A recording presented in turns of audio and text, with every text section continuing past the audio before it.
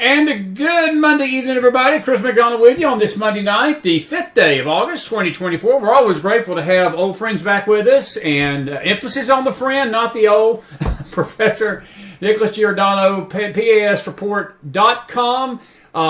We are grateful to have you, buddy. It's always a pleasure, and I tell you, since we've seen you last, we've had so much, Professor, go on in the country, and none of it's been good. The attempted assassination of President Trump.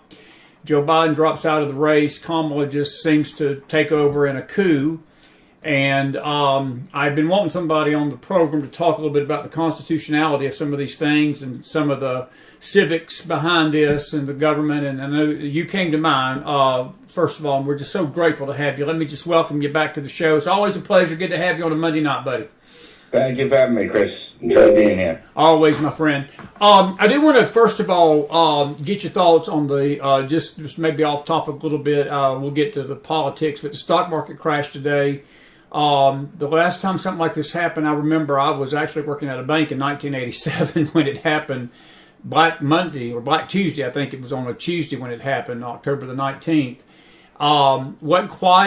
Didn't feel quite the same like that today, but it did send some shock waves. And just from your perspective, are we headed into dark waters? I mean, I had some friends tell me they had problems getting money out of their banks today at Chase. And do you think that this is a sign to come, or do you think this is just maybe a blip and as the election draws near? Because, you know, it's funny. The gas prices always start going down 2 weeks before the election when the Democrats in office.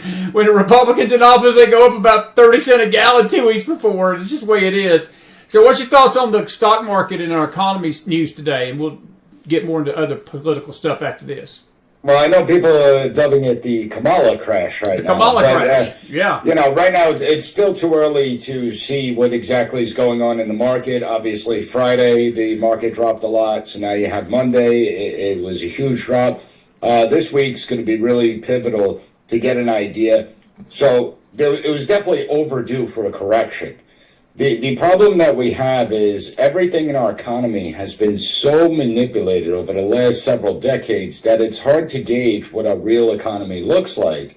And there are many experts that are saying that we are going to see a recession, that it's only a matter of time. It's going to be coming within the next couple of quarters.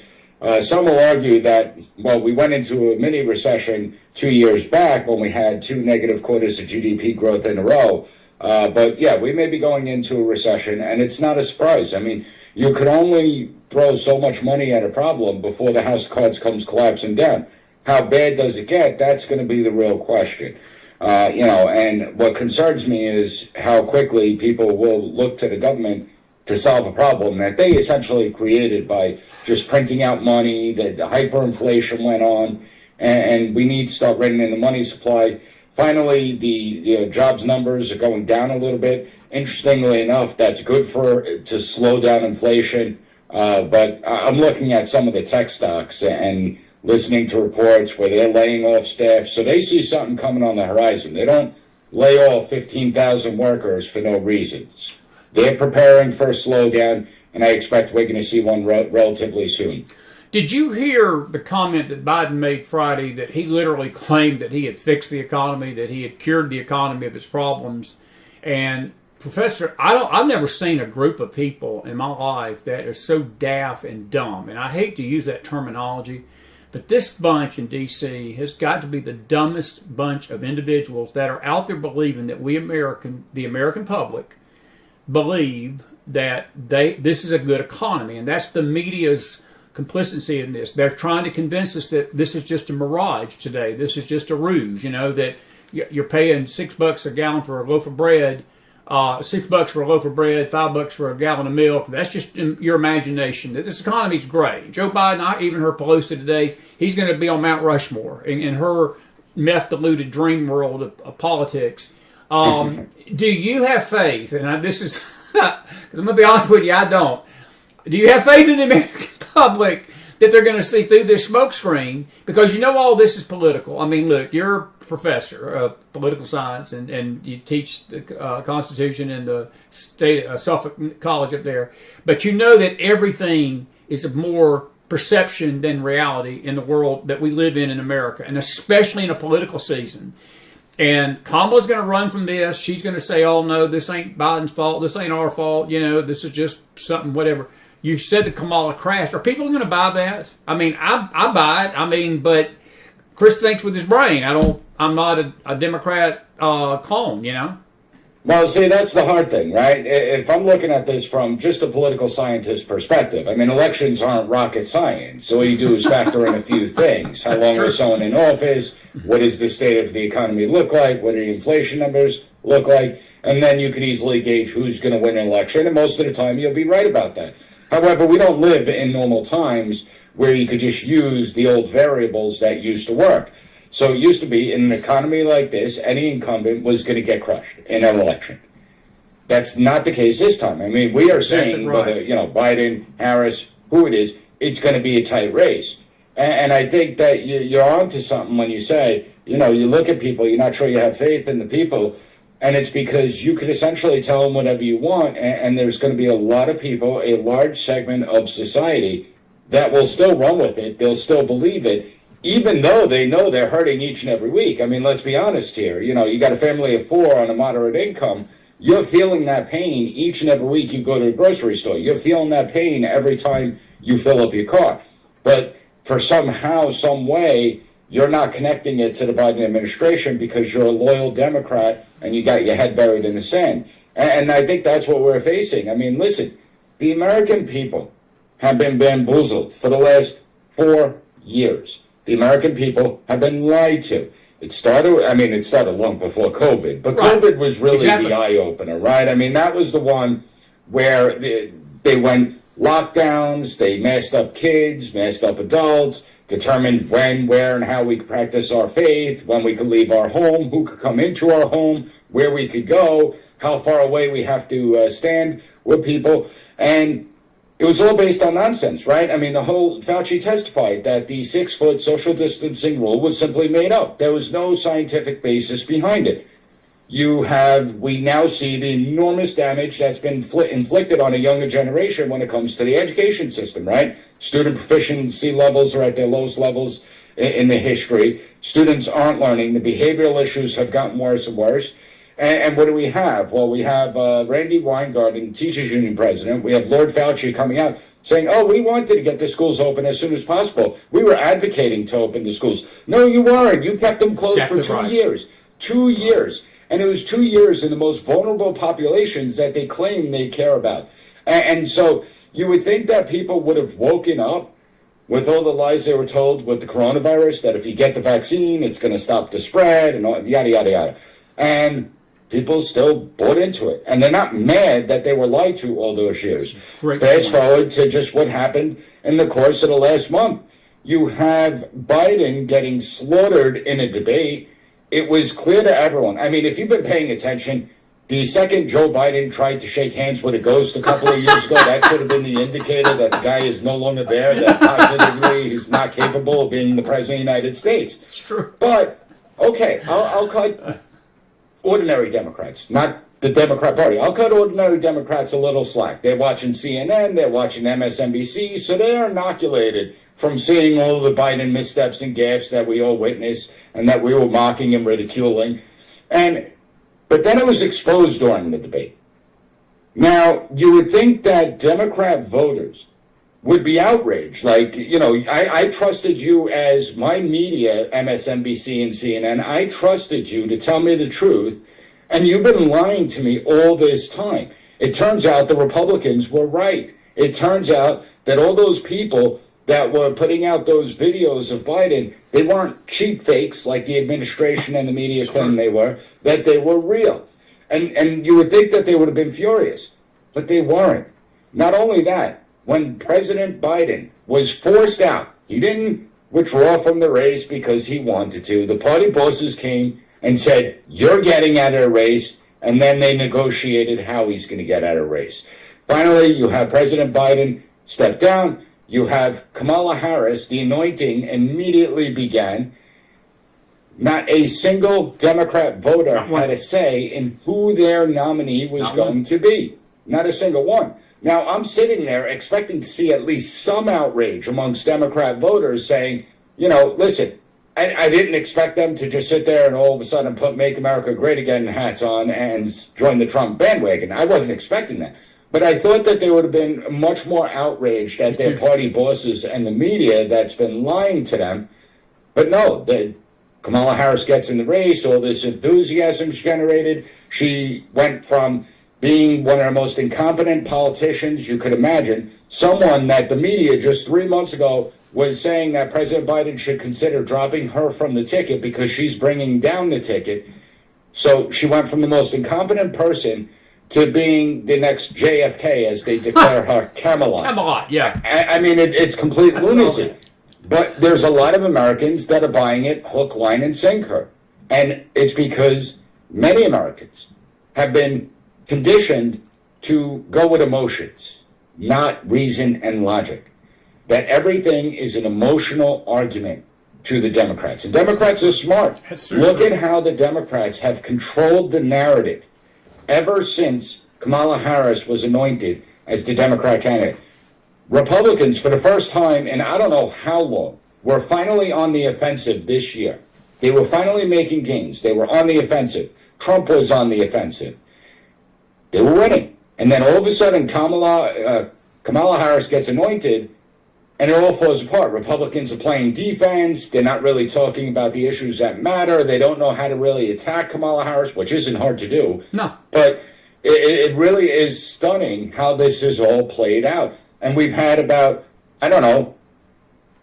5 years of news cycles condensed into a 1 month period when you factor, 2 months when you factor from the debate, the attempted assassination, Absolutely. The dropout of Joe Biden, the installing of Kamala Harris. It really is remarkable. Do you think that's due to more Trump hatred, that they're hating Trump more than using their brains? Or do you think that plays into this? Or do you think that, because I cannot believe, Professor, and I mean this with all due respect, I'm like you, I cannot believe that even, let's just say they're left of center Democrat. I don't, the moderate Democrats out there, I know there are a few left, but maybe not many, but even the just garden variety Democrat that's voted Democrat all their life, they got to feel the pinch, just like we all do out here, of this economy. They cannot be proud of what's going on at the border. They cannot be proud of what's going on with our policy toward Israel, our greatest ally in the Middle East. Maybe I'm wrong about that, but they cannot be happy with the perception that America has gotten overseas over the last 3 or 4 years. And we're having countries run over us that would never dream of doing stuff that they're doing. I firmly believe, I may be wrong about this, I firmly believe the Russia-Ukraine war would have been avoided if Trump had been in office. I believe Hamas would have never done what they did on October the 7th if Trump had been in office. I don't believe that China would be basically flying drones and balloons and flying airplanes in our Alaskan airspace if Trump was in office. I don't believe that we would be being run over and pushed around. And a Democrat that says at least they love the country cannot tell me to my face and without me busting out laughing that they're happy with this. But then it goes back, if they're willing to put their money on this horse called Kamala Harris and expecting 4 more years of this, if not worse, because, Professor, she's left to Bernie Sanders. This ain't some middle-of-the-road Democrat, man. This is Gavin Newsom in a dress, correct? No, Gavin's slightly smarter.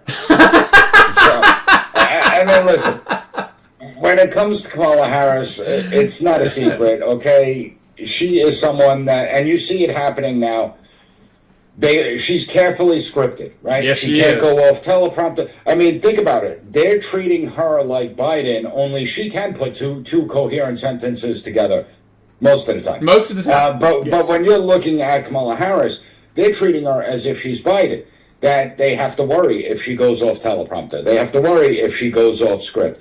And as a matter of fact, when we look at it, we were getting reports throughout the Biden administration that Kamala Harris is horrible to work with, that she's not someone that's well-versed with policy, she doesn't want to know the policy.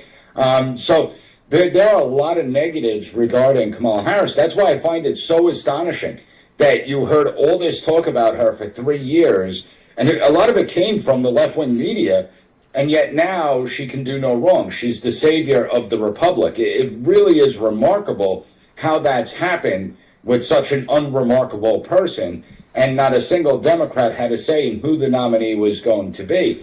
But yeah, when we're looking at it, the United States is far worse off. Obviously, we're far worse off. The old Reagan, are you better off now than you were 4 years ago? The answer is clearly no. They told us the adults were going to be back in charge, yet our economic, our financial livelihoods have been decimated. People living paycheck to paycheck. Credit card debt has increased by 47%. Defaults on credit cards have increased dramatically. Mortgages in defaults. You look at the global arena, you see the worldwide instability. Now, the United States has been losing power and influence since 2005 but Trump was able to stop that bleeding for his 4-year period, and then Biden comes into office, and what does he do? Well, he withdraws from Afghanistan. Now, I'm not criticizing the idea of withdrawing from Afghanistan, but the way we withdrew was the problem. Yes, it was. 20 years of war, nearly $2 trillion spent, over 2,400 soldiers coming back in flag-draped coffins, tens of thousands wounded, life-altering injuries. Throughout that 20-year period, we were constantly told that we're making progress, that the Afghan security forces can hold that country, that the Afghan government's stable. And we announced we're withdrawing at the end of August, beginning of September. And within a week, as we're withdrawing, the Taliban's able to recapture the entire country, and they are better armed and equipped today than they were prior to 9/11. And that set the stage for what we're seeing around the world. Because in March of 2021, that's when Trump started a military buildup on the Ukrainian border. In fact, I did a podcast episode warning that Russia was going to invade Ukraine. And I will guarantee you that when we withdrew from Afghanistan and it devolved that quickly that the Taliban was able to take over, that's the moment Putin made the decision, yes, I'm going to invade. He doesn't like Biden. He doesn't respect him. He doesn't fear him. See, a lot of the world may not like Trump, but they feared him and they respected him. Yeah, he did. Well, Biden, they don't fear him or respect him. And so our adversaries, Russia, China, Venezuela, Iran, have become much more aggressive. And we're seeing that on the world stage, that we're now on the brink of World War III. So on every single front, whether it's energy, whether it's household food items, whether it's the global instability, whether it's the education system and proficiency levels at historic lows, you take it and we are worse off. There's not a single thing that we could say we're better off today than 4 years ago. So that should be like a relatively easy message to the American public. But again, there's a large segment of the American public that will still vote Democrat no matter who's on the ticket. I mean, I hear it constantly. Well, I would rather vote for a senile, incompetent Biden than Orange Man because he's bad. He's bad. And it's because they've been conditioned to look at everything through the prism of emotion. Oh, well, Trump's not a decent human being. He's mean. He could be a jerk. He doesn't act presidential. And it's like, well, really? I mean, you just basically installed a person as the Democrat nominee, and you want to talk about threats to democracy? Oh, absolutely. I mean, let's be honest here. It's a friggin' joke. It is and a yet joke. All these people fall for it. I was reading a social media post. Young girl has 4 children. She was complaining about high gas prices and the high cost of food, and she said, but I'm voting Kamala Harris because she's going to be the one to fix the economy, and Trump is a threat to our democracy. And I'm just sitting there like, how many people like this are out there? I know. And there's a lot. I know. Okay, again, you look at the coronavirus. I'll always harp on it. No American really there were some Americans that pushed back, but the vast majority of Americans... They didn't. The overwhelming majority didn't. And I think that the majority of Americans actually supported the measures. And I think that if it were to happen again, I think there are many Americans that would still support the measures, even though they were lied to all this time. And it is truly astonishing when you look at what's become of the United States. You don't need Russia, China, or Iran. We're doing a good job of destroying ourselves from within. Absolutely. Let me ask you a question, a couple of questions, constitutional questions. Jamie Raskin today, and he is a rascal. He's from your state up there. He's a real piece of work. I've never I've got a friend of mine down in Tennessee. I helped run for governor, and him and Jamie look alike. They're not the same character. I tell my friend, I said, you might need to get you a facelift because you look too much like Jamie Raskin in New York. But he's out there today claiming that should Trump win in November, this video surfaced. This wasn't recent. It was February of 23, I think, that he was predicting that should Trump win again, that there was a plan in place that the Dems would not certify the election in January, almost reverse of what they accused Trump of doing in 21. Do you feel they've got any constitution? I know they don't have any constitutional grounds, but do you think there's a real risk that we could be facing a massive power grab should Trump win this thing in November? And I'm praying that he wins. I'm voting for him, but I do not believe that it's going to be an easy handover of power in this nation, and I'm very concerned about it. I don't, because these Dems, Professor, you've mentioned the voters. You've got a group of people in Washington D.C. I hear people say that they're dumb, they're stupid. They're not stupid. These people are smart. They are dangerous and evil, but they're not stupid. And they're looking at ways to see if they can continue to hang on to power no matter what the voters say, because, hell, if they put their Democrat candidate up without having a vote cast, I don't think it's going to matter to them what the voters say in November, because they're still going to do what they're going to do. What's your thoughts on that? And where does the constitutional grounds lie? Are we looking at the Supreme Court having to step in and do something again? Well, let's hope not. Let's hope not, but I'm just saying. Listen, I can't, that's obviously hard to predict, right? So it's my hope that no matter who wins, right. Obviously I would prefer Trump wins, but it's my hope that no matter who wins, it is such an overwhelming, clear, convincing victory that no side could claim anything but. Okay, that's my hope, because that will just bring a little bit more stability to the United States. The Republicans have a big problem, and they don't realize it. The last time the Republicans actually won the Electoral College vote and the majority vote, I'm not even talking about the majority popular vote, that we could go back to 2004. I'm talking about the majority of Americans, was 1988. So you're talking a long time that Republicans secured the Electoral College vote and over 50% of the American people voting for him. Okay, in 2004, George W. Bush did win the Electoral College vote, and he did win the popular vote, but he did not get 50% of the American people. It was like 48%, I think, something like that. Right. So Republicans have to get a huge turnout, and they need to take advantage of every single method of voting, early voting, ballots, however it works. They have to get out to vote, but not only do they have to get out to vote, they have to encourage other people to vote as well, because elections are a game of numbers. I mean, there's only so much fraud that could take place in an election. You know, if you turn out tons more people, you're not going to be able to conduct enough fraud to change that. So I'm hoping that whoever wins, it's going to be by clear and convincing margins, that there's not going to be any shenanigans, but I don't know if that's the case. What happens if Kamala Harris ends up winning the popular vote and Trump wins the Electoral College vote, which is entirely possible? The Democrats despise the Electoral College. They have spoken about abolishing it, that they would love to get rid of it, that they don't really recognize the Electoral College. And I understand. I mean, in the last 16 years, they got burned twice by the Electoral College. If that was Republicans would say, oh, it's a horrible system. But it happened to them. So Democrats have become so radical, and they engage in projection all the time. When they say, you know, oh, threats to democracy, they would have no qualms not certifying the election for Trump if he wins. I could definitely see them do it. That's why it's got to be a game of numbers. Unfortunately, what I'm afraid of is that the Republicans have lost their footing. That's a great point. Kamala Harris has stolen all the thunder in this race with the help of the media enablers, because the media, state-sponsored media, they're all raising her up, changing reports that they had from 3 years ago and all that sort of thing.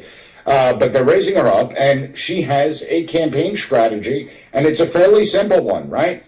There's 90 days or so to an election, so hide her.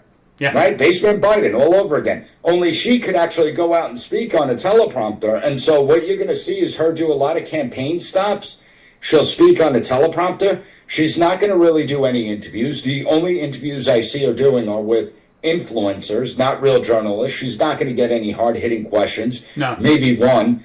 And so she's just run out the clock. That's the Democrat strategy. Exactly just right. Keep this message away from the actual policies. Let's focus on, if you criticize her, you're racist and misogynist. If you don't like her, well, then you're just weird. And that's the campaign.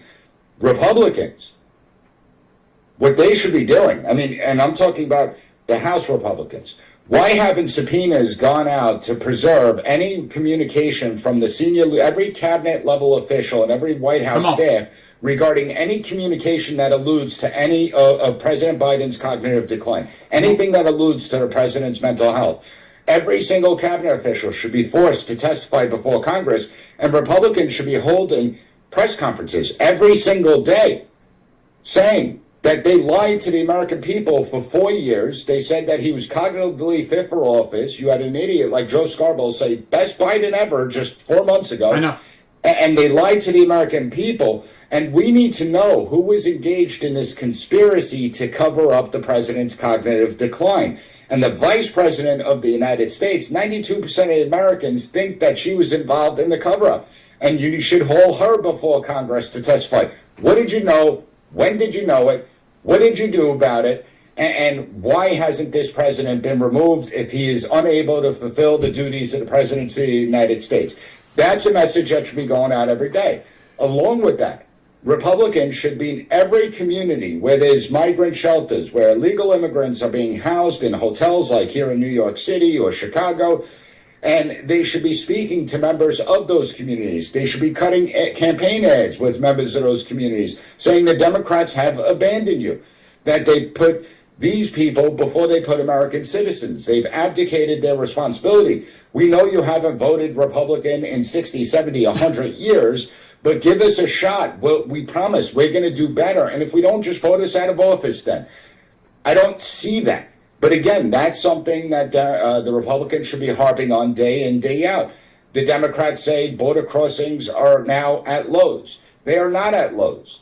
They're still at highs. Most people don't know, but under Biden's executive order, there were about 104 or 5 countries that were exempt from Biden's executive decision when it comes to border security. So they could come over, and they're not being counted in the numbers because they're coming over legally because they're exempted, including if they look scared. Right. Or they say they're scared, they're allowed to enter the United States.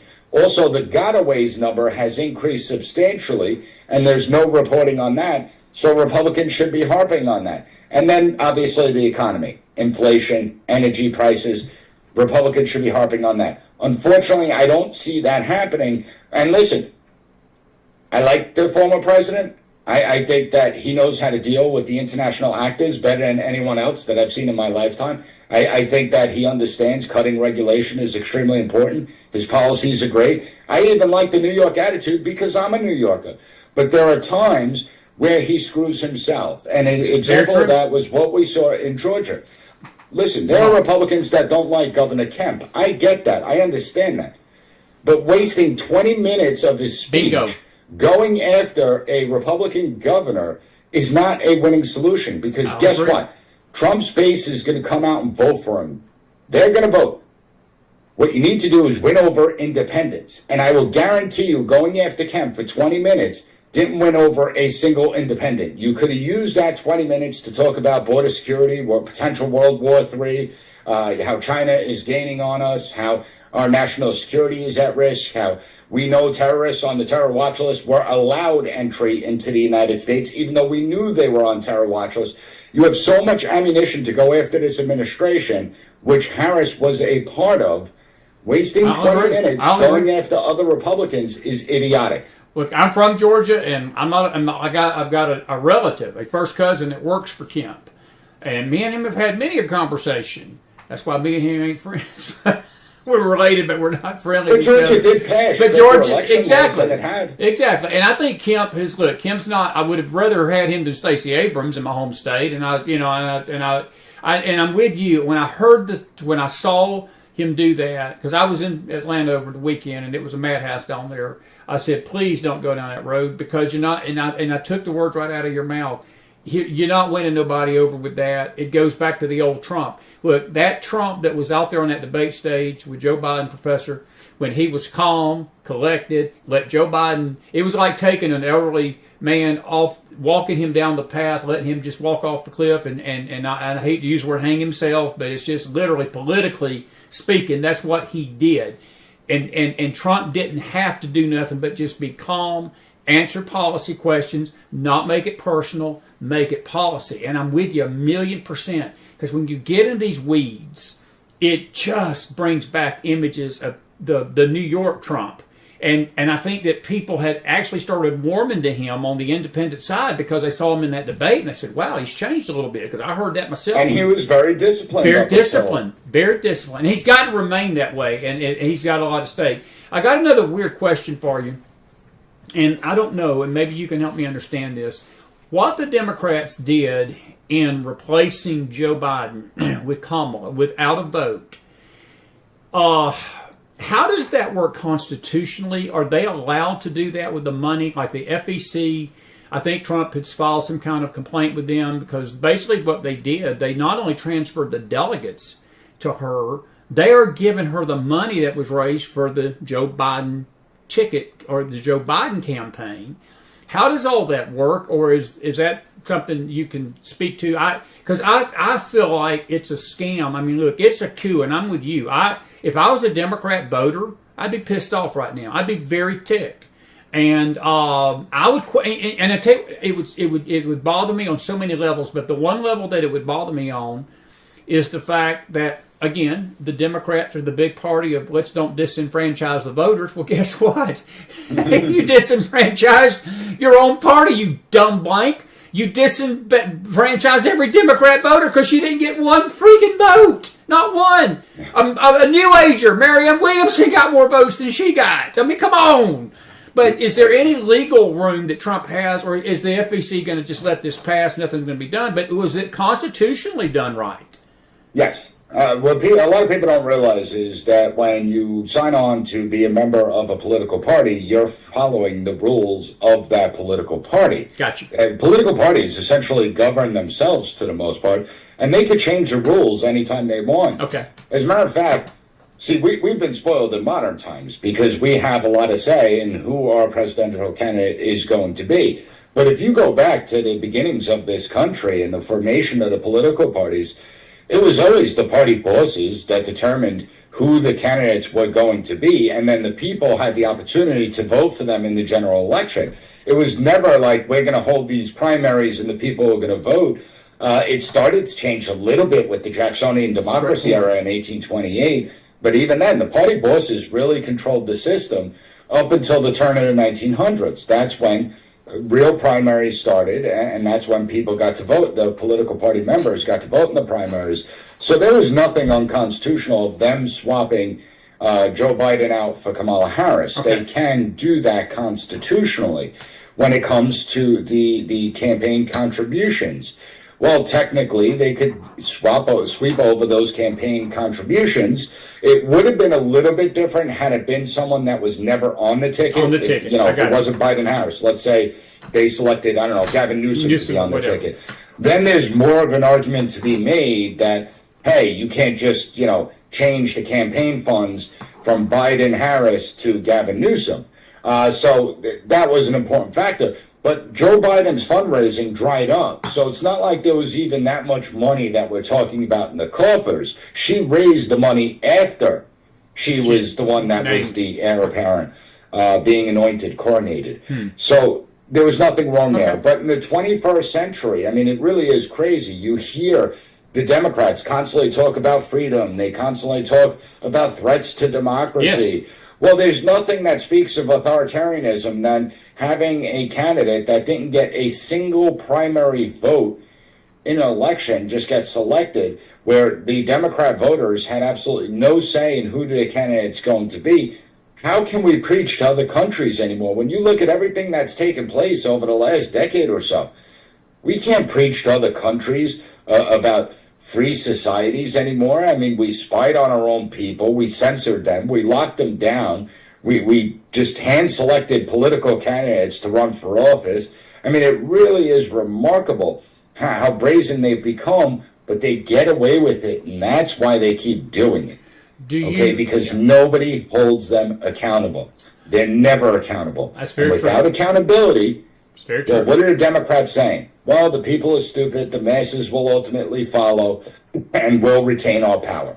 And that's what it's all about for them. Understand, they're still saying that Joe Biden is competent enough to be the president of the United States. Yeah. They just took him off the ticket because he was going to lose. I mean, so we're going to say when a candidate in the home stretch is losing in the polls, we can just swap him out with a new candidate? That doesn't sound like a very stable system. No, I don't. But they're saying he's still competent to be president, but he's not competent enough to run a presidential election campaign, and so he had to step down. Do you think that she picked Shapiro out of Pennsylvania? That seems to be the odds-on favorite tomorrow. Waltz, I read a report tonight, Gateway Pundit or Breitbart, that it's down to Waltz in Minnesota or Shapiro, and I don't see Waltz generating a lot of fun things. Shapiro's different because Pennsylvania, look, Minnesota's going to go blue. I mean, Minnesota is blue. Pennsylvania has always been a rather blue state, certainly in the recent election cycles, but it has gone red at times. And look, truth be told, Trump did win it in 2016. And the margins even in 2020 for Biden were not big. So it could have went either way in both elections. Does Shapiro bring her anything, or does it also alienate Michigan? Because you've got the squad and you've got the Muslim community in Michigan that are not going to be too happy with Shapiro. Now, Shapiro is a weasel because he's out there tonight basically renouncing his Jewish heritage and saying, I renounce all my... It's so pathetic, ain't it? That I'm pro it. I renounce who I am because I want to get on the vice president ticket.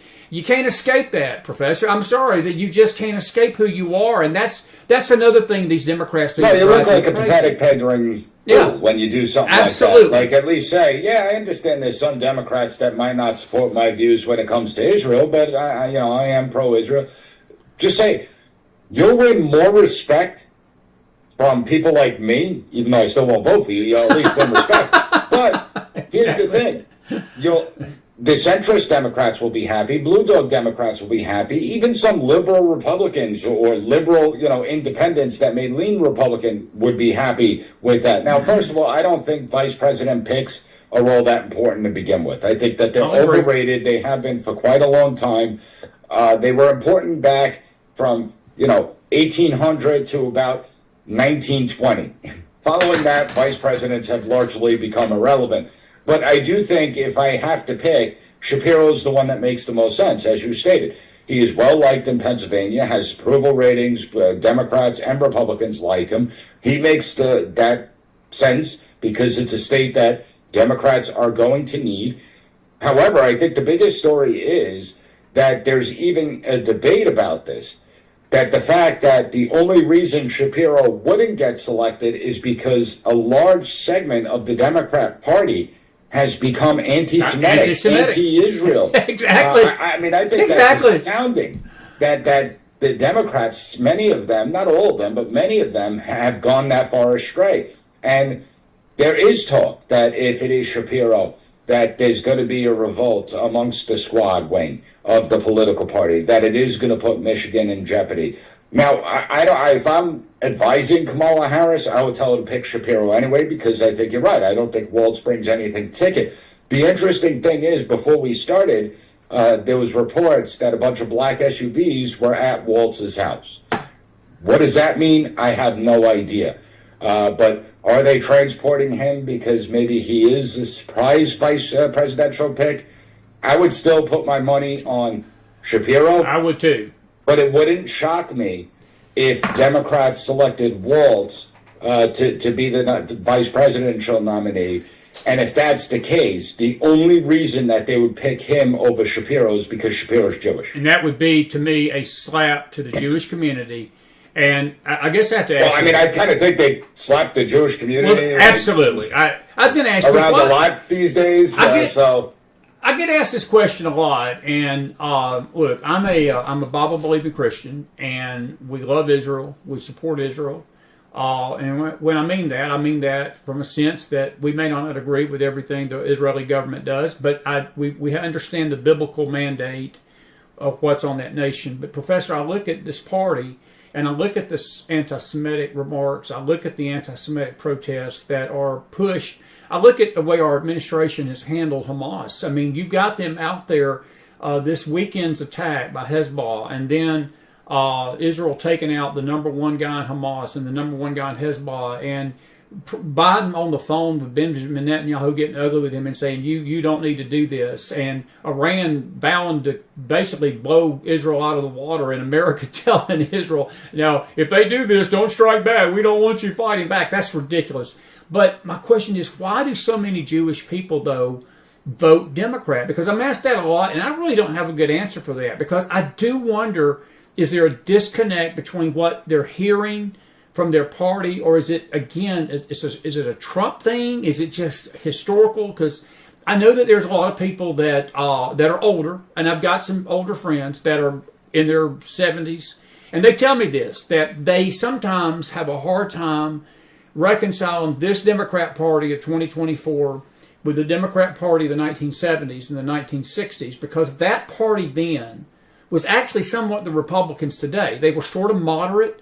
Zell Miller, my home state, Zell Miller was a Democrat. I would never vote for a Democrat in a million years. But in Zell Miller's case, I would give it a thought. Because he was moderate. He was a common sense Democrat. You know? And is there a disconnect with that? Or is there something more going on that we just don't get and understand? Because the Jewish people as a whole in America vote Democrat. No, I mean, I think we could say that about a lot of different groups out there. Right, and I mean, it's not just the Jewish. I'll agree with that. I think it's the way people are programmed to vote. They're programmed to vote for the party that they're registered to, that their parents belong to. Yeah, the JFK Democrats. That party ended a long time ago. That party is no longer in existence. No, it's not even the party of the Clinton Democrats anymore. I mean, I'll agree with that. Would be thrown out of the Democrat Party today if he had the stances he did. That's how radical it's become. That's true. But true. See, I look at it differently, right? If the Republicans were in charge and they controlled the levers of power here in New York State, they controlled the levers of power down in Washington, D.C., and I'm living paycheck to paycheck. I'm having difficulty putting food on the table to feed my kids. Despite my conservative views on most of the issues, I'm going to be like, I'm done. I'm out. You're not doing the job I elected you to do. My life's getting harder under your regime. So I'm going to vote Democrat. Okay, and that because I look at it as it's self-interest, right? That's how we're supposed to vote. I mean, it's just human nature. We're going to vote based on what's in our self-interest. But what's happened today is everything's emotional and people are programmed, socially engineered. They don't think critically. I mean, you go to a place like Chicago. Democrats have been in charge of Chicago for 100 years. Not a single Republican. I mean, you can't blame Republicans for anything in Chicago. No, you can't. And yet they'll just vote Democrat, the Democrat machine. Excellent point. And so I think the same thing holds true for the Jewish community. Now, I do think that people in the black community, and the Jewish community, and the Hispanic community are starting to wake up. But again, Republicans have to have a strategy. Like if I'm talking to, Democrats claim they're the party of women, yet we see women's sports and girls' sports being taken over by men. I would explain. Under Title IX, men can now apply for female-only scholarships if they say they identify as women. It's crazy. So your daughters will not be able to get scholarships. How will you feel when those scholarships are going to men? They're now men are breaking the records in the women's sports. You want them in the locker rooms and daytime story out. So they don't care about women. Okay, they mock women that are married and want to raise a family. They don't care about women when it comes to black people and Hispanic people. Well, they're throwing all these migrants into your communities that are already struggling, where the infrastructure has collapsed, where the education system has failed, where crime is increasing. They're not putting them in the wealthy elite zip codes. So how do they really care about the plight of Black Americans and Hispanic Americans and the poor white Americans in our country when we're spending $496 billion a year on the migration crisis that this administration has created? Yeah, and, that's right. You know, when you start to really point to people about what's going on, some will open their eyes naturally. We saw that gravitation starting to happen, right? We saw the Black, Hispanic community was starting to gravitate towards Trump. Okay, will that continue? If you keep up with the messaging, it will continue. It will. Okay, but you have to talk to the people. See, the problem is, you know, if we go back to Chicago, the reason that they vote Democrat so often is because Republicans just surrendered the area. They don't exist. Why are we going to waste, as the Republican Party, our time, money, and resources in Chicago when we don't have a shot at winning? But guess what? By not speaking to them, you're not going to win over a single vote. Great point, Professor. You have to speak to them. And if you start peeling off 5% in this area, 5% in that area, 7% in Manhattan, 8% in Queens, well, now you're changing the dynamics of the electorate. Now you could actually pull off winning the Electoral College vote and the popular vote and actually do the impossible. I'm with you 1,000,000%. Listen, we got about 5 or 10 minutes here. I got a civics question for you. I know there was a lot of talk last week. Joe Biden came out and said that he is going to push for term limits on the Supreme Court.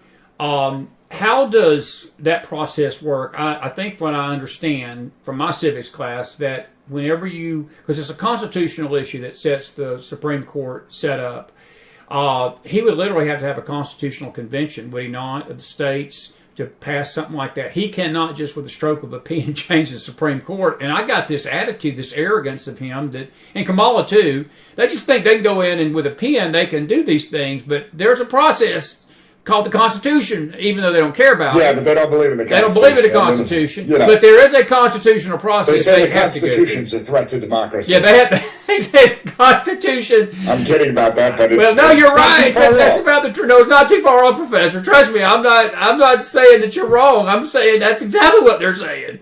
But there is a constitutional process. If it was in the real world, they would have to go through a lot more than just with a stroke of a pen change at the Supreme Court. Correct. It has to go through a constitutional amendment process. There are 2 ways that you could amend the Constitution. There's multiple steps in each way.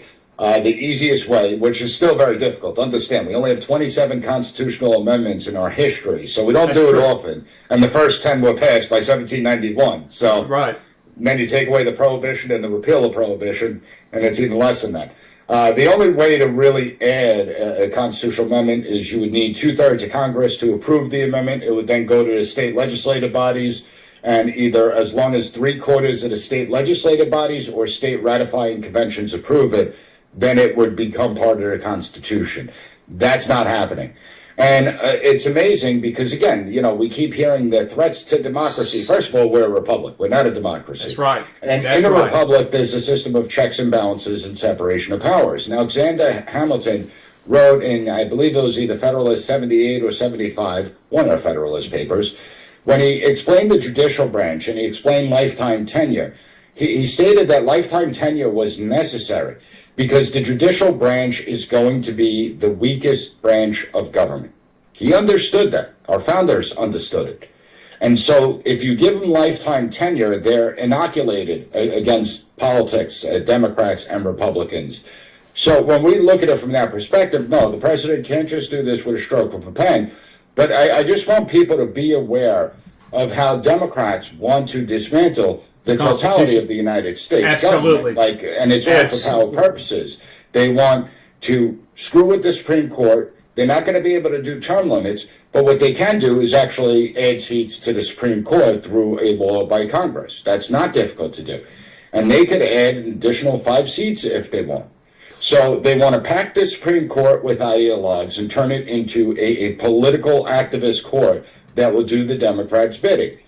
There are multiple Democrats, including Congresswoman Alexandria Ocasio-Cortez, who have called for the Senate to be restructured, where the Senate should be a representative body as opposed to a body that represents the states. So what she wants to do is make it like another House of Representatives. The House of Representatives is the people's house. The number of seats in the House of Representatives is proportional to population. Whereas the Senate, and that's the most important part, that's how you know we're not a democracy. Exactly right. The Senate is the most undemocratic institution because every state has equal say in the Senate. The House, the representatives represent the people's interests. In the Senate, the senators represent what's in the interests of the state, not what's in the interests of the people. And the two may not be aligned.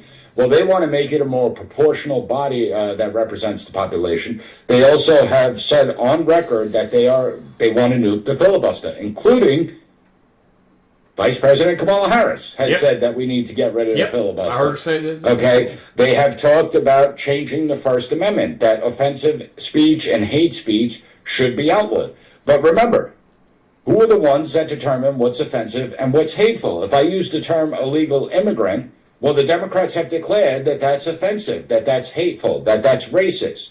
And so they want to be the ones to govern speech. You had Richard Stengel, former Obama official, state that the First Amendment freedom of speech was really a design flaw of the original Constitution. And it's not really what the Founding Fathers intended. I mean, these people are radical. And if you actually listen to what they propose to do, everything they say always ends up the same way. It's about empowering the government further, not empowering people. It's about granting more and more power to the federal government. I'm with you, buddy. And speaking of the free speech First Amendment, I saw Gateway Pundit had a report out tonight that Michigan has got a snitch line now, that any election misinformation, you can call the state up and snitch on your neighbor, and they'll investigate somebody. Because it'd be like, listen to this show tonight. They could say, hey, you know, I could live in Michigan and say, well, McDonald down there is saying something about Kamala Harris that ain't true, and then according to this snitch line, the state would investigate it. So I think that you're right. They're wanting nothing but the total communist. But all this was predictable. I mean, I did an episode in June of 2021. Everyone should check out that episode. It was probably the most important I did on the Biden administration's national strategy for countering domestic terrorism. It was the most horrifying document that this government ever released. In it, it talks about anyone that's engaged in anti-government or anti-authority sentiment can be declared a domestic terrorist. Now, they don't define what is anti-government or anti-authority. It also declared that what people say and post could lead to incitement, and therefore they could be potentially contributing to domestic violent extremism. Now, the key part of what you just said, I explained how in the pillars, I believe it was pillar 2 in the document, it talks about how people in the communities are the first line of defense. Snitching. And how it's the people in the communities that need to be aware. Family members need to report things to the government if they see that someone's acting suspicious and blah, blah, blah. And it really is amazing because at the time, I brought up the idea of the Vermont governor, who was a Republican at the time, and I think he still is, but I brought up the Vermont governor during COVID. Thanksgiving on COVID, well, when students returned to the schools, he ordered school officials to question kids as they were returning what their families did for Thanksgiving to make sure that they weren't around all these other people. That's Saddam Hussein's Iraq. Yes, it is. That's what he did. You had the governor of Oregon, it was either Oregon or Washington, where she told the people, she reported that neighbors should call the cops if they see more than 6 people in someone's home. In my lovely jurisdiction of New York, particularly New York City, Mayor de Blasio put out a number, I believe it was 511 or something, a number that people could report anyone that's not wearing a mask, adhering to social distancing orders or anything like that. Now, New Yorkers are funny people because all they did was receive a bunch of messages that contained graphic pictures, and so they actually had to stop the program. But the whole program was designed to rat out your fellow Americans that weren't complying with authoritarian decrees. So that's exactly what's going on in Michigan, where if I make an allegation against someone, well, now that someone's going to be investigated. And obviously the government has enough power that it could put the fear into someone, but it also could break them financially. I remember a scene in the movie V, which is a very interesting movie, where the character in the mask, before he basically blows Parliament up, basically tells the people of that dystopia society. He says the people that you have to blame for this, you can look in the mirror because it's all of us. And Professor, to a degree, I think that we all have a role to play in this. And I think our lack of diligence in our government and this has not happened overnight. It's piece by piece how they've dismantled the society. They've done it piece by piece over time, election. Steal an election here. Yeah, Orwell's 1984 was never meant to be a roadmap. It was never supposed to be a roadmap. Exactly, man. Listen, I wish I could keep you for 2 more hours. You're always a gem for coming on. Hope to see you again a time or two before the election. And I want to thank you for being with us tonight. PASreport.com. Now, is that video or your podcast on your video website that you just mentioned, the 2021 thing about Biden? Because I would love to watch that myself. Yeah, it's June 2021. It's on the website. National Strategy for Countering Domestic Terrorism, and I did a couple of follow-up episodes on it. Well, I may just get that and share it with people. Listen, I appreciate you. I'm going to give you 2 minutes final thoughts and wrap us up tonight. So good to see you. Good stuff tonight, as always, and you're always welcome here, and we appreciate you coming on this network. We really do, buddy. Final thoughts. Wrap us up. Always enjoy being on, and my final thoughts are to all Americans that you just have to start asking questions, start pushing back, start thinking critically. And you have to get engaged. We've become too disengaged from the political process. And essentially, our government is nothing more than a representation of its people. And we've allowed them to have this power. So if you truly are worried about the direction of America, my advice, and this is the most important advice I could give, is to speak to other people, not people that agree with you. Okay? You're not going to, the echo chamber is the echo chamber. But speak to the other people, not the far leftists, because they're never going to turn. But speak to those that may not pay attention to politics, that may not get involved, that think their vote doesn't matter. And don't dictate to them, because when you dictate to someone, they stop listening immediately. Just ask them questions if they're satisfied with things that are going on, if they're happy, if their household budgets are better, if they could afford more stuff, if they could take care of their children, if their neighborhood's safer. Just ask questions. Start planting seeds. And then ask them, well, who's in charge? Who's responsible? That's created all these conditions. And those people will figure it out on their own. It's those people you got to reach, because if you get those people to the elections, that's how you win. Remember, over 40% of the American people, 40 to 50%, will not participate in the 2024 elections. If you could get some of those people to turn out and vote, you win. So true. That is absolutely true. Do you think she debates him? She sort of backed away tonight from the Fox debate on September the 4th, but do you think she caves in and goes mano a mano with Trump? I don't know. I mean, Trump should debate her. He should bring a podium everywhere she goes to try and debate her. No holds bar. It's to Trump's advantage, but I do think that the media will protect Kamala Harris if she doesn't. So we're going to have to see where that goes. Listen, we are in unprecedented times, and I've been, studying this stuff for a long time. I've been covering elections for a long time. We are in the most unpredictable election cycle in the history of the United States. Nobody can tell you how this is all going to play out. That's very true, buddy. Professor, thank you so much tonight, man. I'm going to say goodnight to these people off camera, and I will get back with you. Hopefully have you back in September. And listen, enjoy your rest of your summer vacation. 3 or 4 weeks, you'll be back at it. And as I told you now, if you're teaching class one day and you see this reflection of some great haired dude in the very, very back, do not call security. And don't call on them to answer a question, because I won't know what you're talking about, but I would love just to come sit in and listen to your lectures up there. But we always appreciate you here on the McFiles, my friend. Have a good night. Thank you again. And thank you for having me. Be back. I'll have you back on soon. Bless you. Professor Nic Giordano, everybody. Put some fire in that house for him. We're so grateful for him. And I want to just say thank you to the professor. PASreport.com, folks. And I would encourage you, I'm going to go look at that video. I may even download it and play that podcast on the McFiles. I don't think you'd mind that.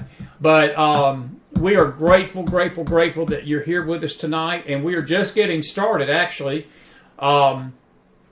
We are just getting started on a Monday night. We're going to be back here in about an hour and a half, probably around 10:30, maybe 11. James R.'s coming on for about 15 or 20 minutes. We got some news headlines, talking about the stock market crash, talking about Hurricane Debbie tonight, talking about some other things. There's some other developing news stories. Give you an Israel update. We may even get James Akers out of bed to get him on the phone with us tonight. And I've told you this for the last few weeks. We are in and it's sort of like the professor said tonight, we're sort of in an unprecedented area right here with these elections, and I don't enjoy the double headers because it wears me out. I mean, look, we in the mornings we're doing a study, so we're doing 3 shows again, and I don't want to make a habit of it, but the way the country is going right now, we pretty much have to be on here. These new shows are very important to share with you what's going on. We're still on target to go to K-Star Radio. They're working on some technical things. We should have been on back in April, but our software, their software, we're having some compatibility issues, and but Angeline is doing her best to try to get us going, and they're working on it. So we're hopefully going to be on radio. It's going to be called the Mac Journal Report, the Mac News Journal Report, I think. It's going to be like a news headline. That's all we're going to be doing. We probably won't have guests on there like we do on this network. It'll just strictly be commentary and news, and you'll be able to tune in. Also, our Podbean account, we're going to convert this interview tonight to audio, and we will upload the Podbean. You can listen to this again on Podbean and on Rumble. Debate, we didn't really talk too much tonight. I'll sort of pray about what we're going to do, whether we'll keep it up on YouTube. We had a good audience tonight. Our ex-audience is, you Facebook folks, listen, you're going to have to up your game in Facebook. We get more people on X than we are on Facebook. So share our network out on Facebook, invite your friends. We love you, Facebook folks. I'm just saying that tongue-in-cheek. I appreciate all our audience tonight. I really do. We got a lot more to say tonight, but not right now. I'm going to say goodnight to you for now. I'll be back in about an hour, hour and a half for a midnight special, 11 o'clock with James R. And then I'm going to do some headlines and take your questions. We'll let you chime in on what you heard tonight with the professor. And I saw a comment, I think it was Rebecca. She said Waltz is not a good choice. Minnesota hates him. Well, I don't doubt Minnesota hates him, but I think that what Professor Giordano says, I don't think the Dems care who hates him. Look, California hates Kamala. The country hates Kamala. Folks, if y'all don't remember, Kamala didn't even get 10% of the vote in the primaries in 2020. And the only reason she's even being in the discussion tonight is that she was elected as Joe Biden's DEI hire as vice president. And I think that he brought up an excellent report. The only way they could pull this coup off, it had to be Kamala or nobody. Because you can't just take money on the Biden-Harris ticket and give it to Joe Blow or Gavin Newsom or even Michelle Obama or anybody. I mean, legally, you can't do that. Constitutionally, you couldn't do that. So that is one of the reasons why she is the heir apparent.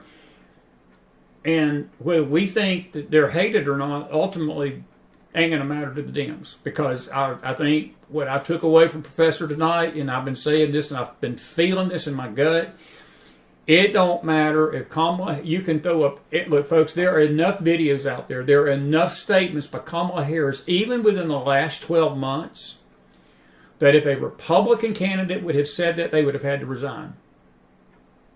And if the media was a fair broker in this, they would be questioning her at every stop about her past views. But they're not doing that. They're hiding what she's saying. They are twisting what she's saying. They're making it about race. They're making it about women. President Trump did not do himself any favors this weekend. I'm no fan of Brian Kemp. And my first cousin knows I'm no fan of Brian Kemp. And his mom and daddy know I'm no fan of Brian Kemp. And his daddy is my mom's sister, and I love him. But I'm no fan of Brian Kemp. But I think Professor made an excellent point. Trump wasted 20 minutes Saturday when he could have said enough in 20 minutes about Kamala Harris. I don't care if Brian Kemp don't want to vote for President Trump. Take your vote, Brian, and stick it where the sun don't shine, baby. It ain't going to change anybody's vote. If you want to be a jackass and act like that, knock yourself out.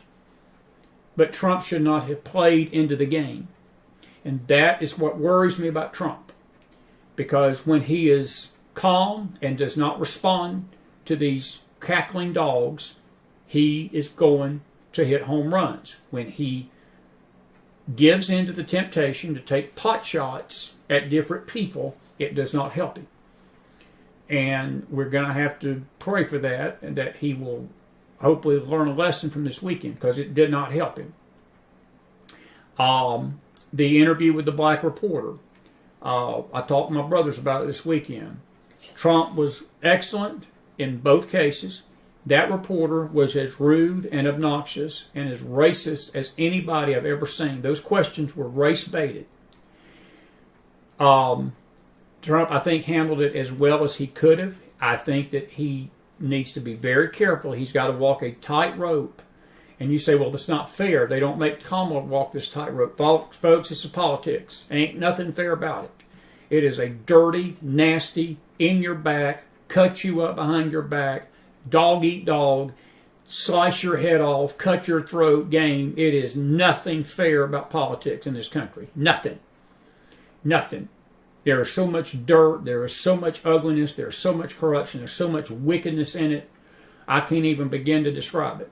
So if you're expecting Trump to get a fair shake from the media, if you're expecting Trump to get a fair shake from, sadly, many church leaders, if you're expecting Trump to get a fair shake from your neighbor, if you're expecting Trump to get a fair shake from your distorted, blanking, meth-induced family member that votes Democrat all their life and they don't see the evil in the country and they don't care about the evil in the country, don't expect it. You're barking up the wrong tree. He ain't going to get fair treatment.